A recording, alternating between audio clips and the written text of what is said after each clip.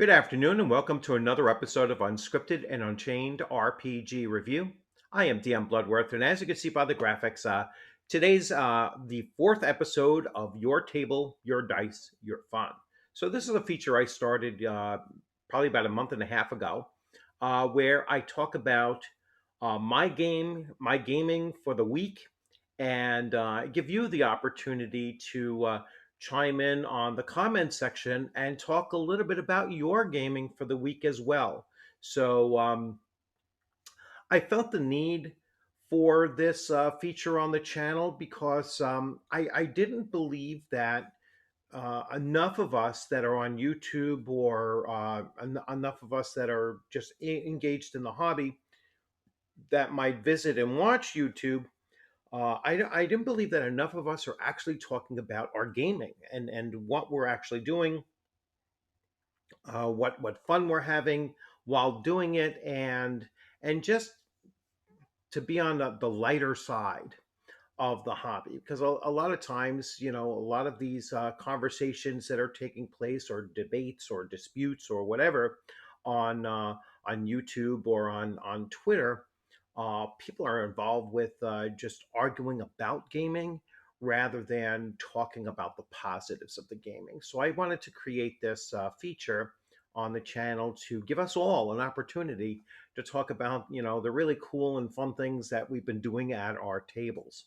So as you may know, I was on vacation the prior week. So basically from July 22nd to the 29th.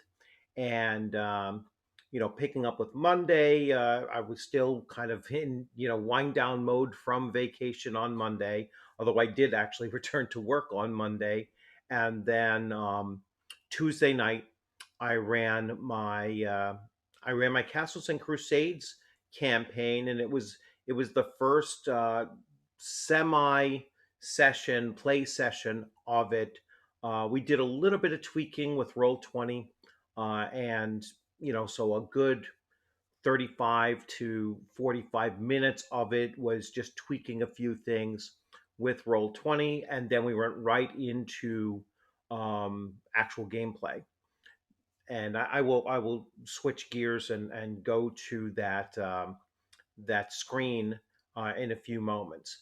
Then come Thursday night, I ran, or last night actually, I played in the Castles and Crusades campaign that I'm currently involved with. That meets every other Thursday, and I have another one that meets actually every other Wednesday. So I'm looking forward to that next week.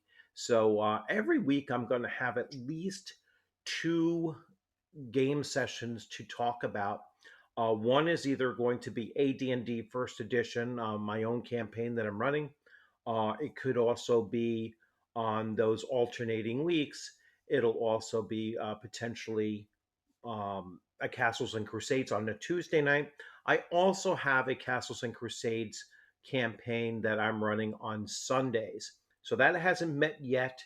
I'm looking to get a few more players involved in that, and then I will launch that, probably a week or two going down the road.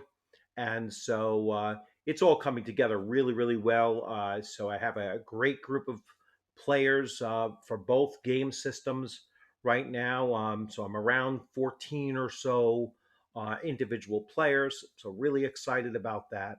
And basically just mixing and matching it, and just having a great time, to include the other games that I'm actually a player in. My gaming group at this point is roughly about 20 people that I see on a weekly or bi-weekly basis. So it's really exciting, a really good group of people, and we're all having a lot of fun, at our tables, and rolling our dice, and just enjoying the hobby. So let me show you a little bit about what I've been doing here, and I'm going to switch screens. So here is the Blacktop League campaign. It is a Greyhawk setting, Castles and Crusades um, campaign that I'm running. And I will bring us over to here's my Tuesday roster. And I've shown you this before, right? So we have Rodan the barbarian. We have Zartha the female dwarven cleric. We have Ainsworth the ranger, human ranger. Oswald the halfling bard. We have Seven the monk. Dranel the druid, and he is an elven, or is he a human druid? I'm forgetting right now. And then Siegfried the illusionist, who is obviously a gnomish illusionist, who just joined us. So I'm really excited about this particular group. We kind of have all the bases covered with this particular group as well. My Sunday roster, we have Hijus the thief, Urag Zagig the wizard, Grogarg the assassin, and I'm waiting on Worst Cat to finish out his character. And I have at least two, possibly three other players that are going to join in on my Sunday evening game. So looking forward to getting that filled out. Now, so here we go with, and I'm just going to double check to make sure you're looking at it. So here we go with our map that the players traveled to and discovered for the first time, and here are all of the NPCs. Here's the party, and I'll go through them again. But this is the guild hall for the Blacktop League, and so they were introduced to Hisdon Flickerboot, and he is the hall steward. They met with Barnabas Aielli, who is the cook for the hall, but they also suspect that he is also a druid. Then Tokas Bafflespark is a gnomish cleric. Aminora Loomis is a human female magic user. Dorenthal is the guild leader, Dorenthal Torborn, and he is a dwarven fighter. Tael Longfellow is a halfling. They believe he's either a rogue or a thief or possibly something else, but he's kind of the procurer of both information and also uh, items and everything that they need or might need for their adventuring. So here is the whole guild hall here. There's a couple of lounge areas. Here is obviously the kitchen and the mess hall. They have these bulletin boards up over here on both ends of these, so they're not stairways going up to a second floor. Although the players noticed as they were approaching, the player characters, I should say, noticed as they were approaching this place that it did appear to have three stories. So they have no idea what is above. These are all their dormitory rooms, and so some of them were really quite surprised at how big they were. They were like, "Wow, this is really cool. I have my own private room now." To be honest, they're probably only about 15 by 15, but for them that's pretty impressive. So they were like, after a long road trip, and you can see each of them are assigned a room. Um, Zartha wasn't put over here simply because she's the only female in the group so far, but because she's a cleric, and I wanted to keep her kind of close to where these ceremonial and clerical mats are, where she would be doing her prayers or whatever. Um, this is the library in the center, and that's why Aminora is there most of the time, uh, both sorting the things out. She's kind of like the lore master and potentially magic user of the guild hall. And this is, of course, the private quarters of the guild leader. This is their private conference room where the leadership of the hall meet in conference. This here is a privy in the top corner here. This here is a privy in the bottom corner here. And in the, let's call this the northwest and the southeast corners, these have not been revealed to the players yet. So they're they know that there's something behind these doors, but they don't know exactly what goes on in those just yet. So this was my Tuesday night game. They went through all of the exposition of and the narrative of the large township of Blacktop, and started to get a feel of the hustle and bustle of the place and some of the chaos surrounding the place. They started looking at some of the job postings or adventure postings that are on the bulletin boards, at least on this bulletin board. Um, a lot of this idea that I'm using here is inspired by Goblin Slayer, the anime series, and so there will be a rank system for this. Loosely associated with their level, although they can actually have a higher rank than their level might indicate, to show that they could actually get or be given adventures that are slightly beyond their level of ability, and so they'll be much more challenging depending on their success rate and such. So I am going to build into this a reputation system with their own guild, and based on their performance, they might actually find themselves being presented with better opportunities based on past experience and effectiveness. So this was my Tuesday night session. It ran darn close to 4 hours, actually. So it did run pretty late for us.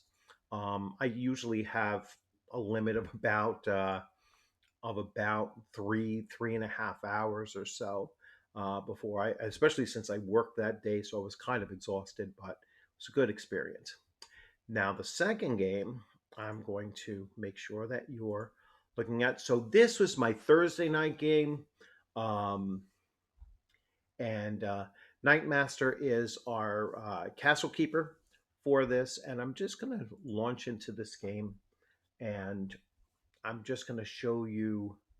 Um, I'm going to show you a little recap of what we had done at this point. So I'm playing a ranger, and this his name is Kale, um, Kale Bloodbeard, and as you can see, right now I'm the only one using the character sheet, and so um, I just became so dependent on this character sheet to use it for my dice rolling and such. Like I can bring up my character sheet here, and and so this is my character here. He's still first level. He has 891, so he has quite a ways to go before he gets to second level.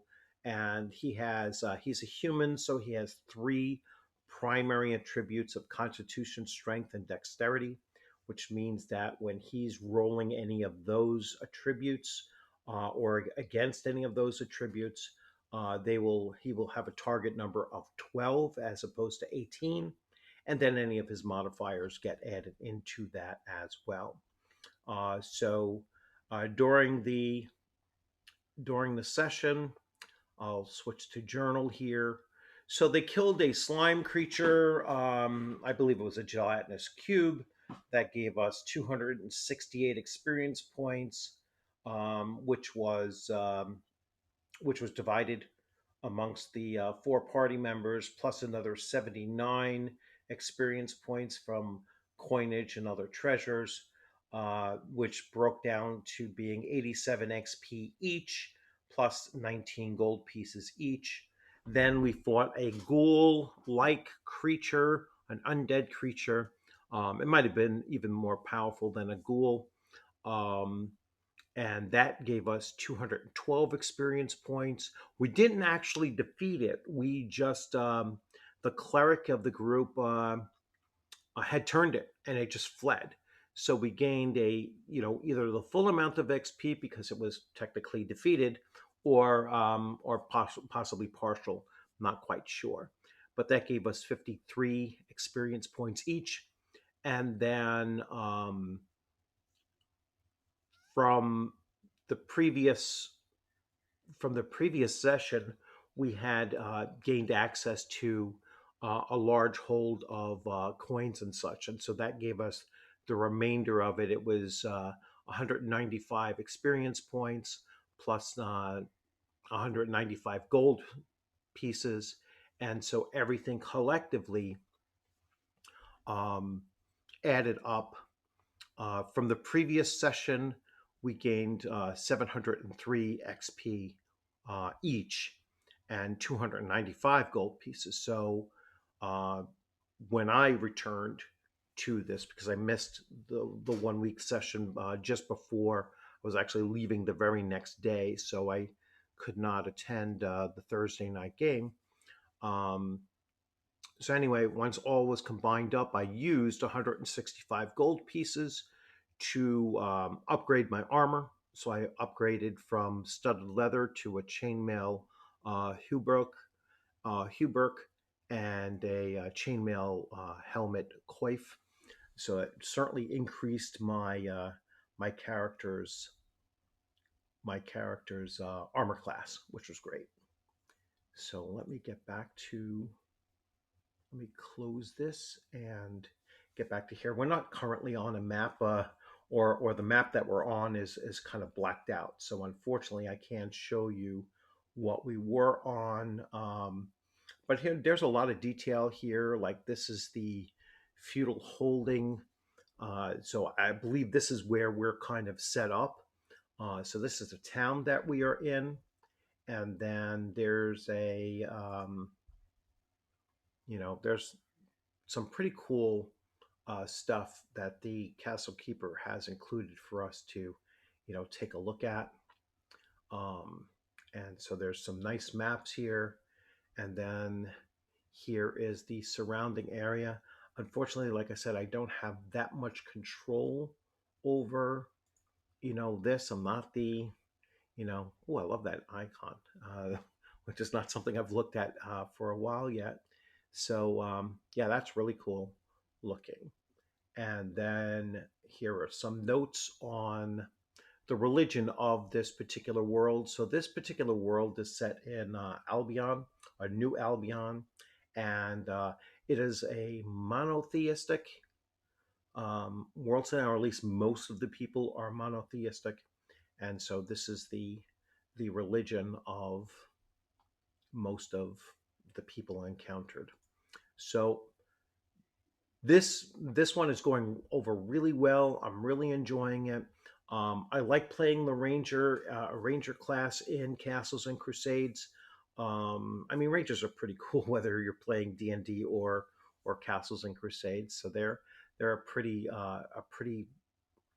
strong class in comparison to some others, but they do take longer to level up. So it does take quite a bit of time to level them up, and so we'll see how that turns out. Oh, that's a blank screen. Let's see if I can come off of this, and I can't. So I'll get back over to here. Yeah, I don't know why that got stuck on the black screen there. So I thought I was coming off of each a little bit better than that. I think because I opened up too many windows. Uh, so now, nope, I'm still stuck on that. Let me come off of this and boom. And there. Yeah, like I said, I'm kind of limited on displaying his thing because I'm not the admin for it. So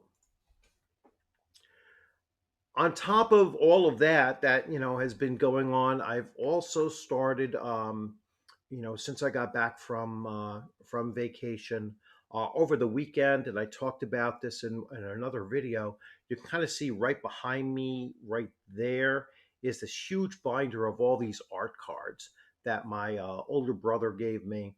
And so it is Frazetta, it is Boris, it is Hildebrand, and then some others on top of that.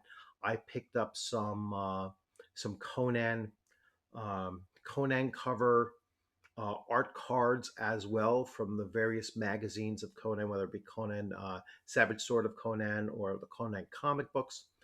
So I picked that up as well. So I have um, well over five, six, 700 cards to actually start displaying out to you in the video shorts here on YouTube. So I'm excited about getting into those and just flashing those up, and giving you a little look at some of the art that kind of surrounds our hobby, because our hobby has always been connected to really good both fantasy and science fiction art, and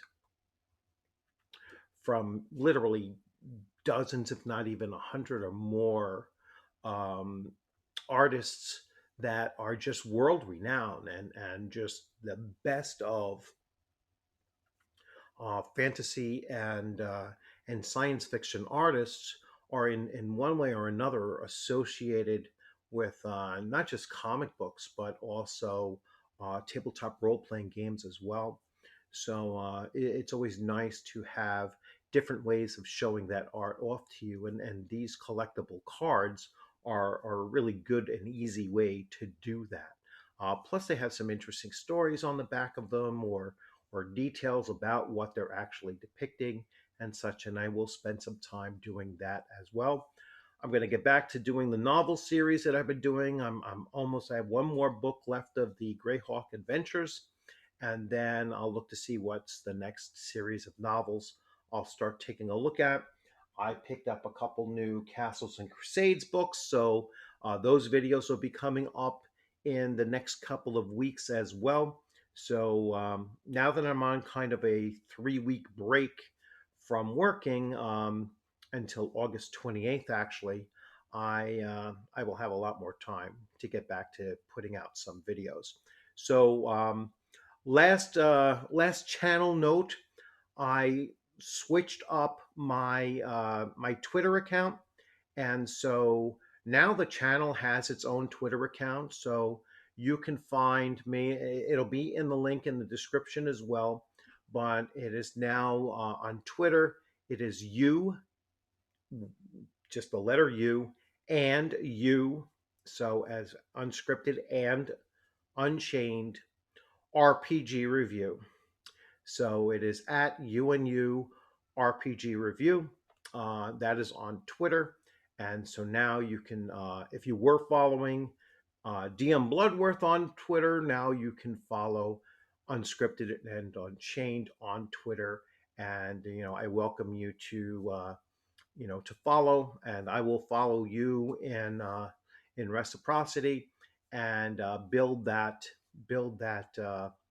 connection back up again, and move forward with that. And that's where my videos will be going to when I record this video and send this video directly to YouTube, obviously, and then Twitter, and then Rumble. I'm going to start building up on Rumble as well. It is Unscripted and Unchained RPG Review on Rumble. So that's how you'll find my channel over there. And there's also a link in the description for you to follow along on Rumble. I'm looking to build um, that community up as well. So as always, it's Friday night, so get ready for your weekend. Enjoy your weekend. Hopefully, you have some gaming in your plans for the weekend. And as always, I look forward to seeing you on the gaming screen sometime soon, or at a table, at a convention, hopefully sometime in the near future. I know I have a convention I'm going to in September, and then another one in April, and maybe there'll be something in between. I'll see what else is out there that is local enough for me to simply travel to and really enjoy. So, as always, have a great evening. Take care.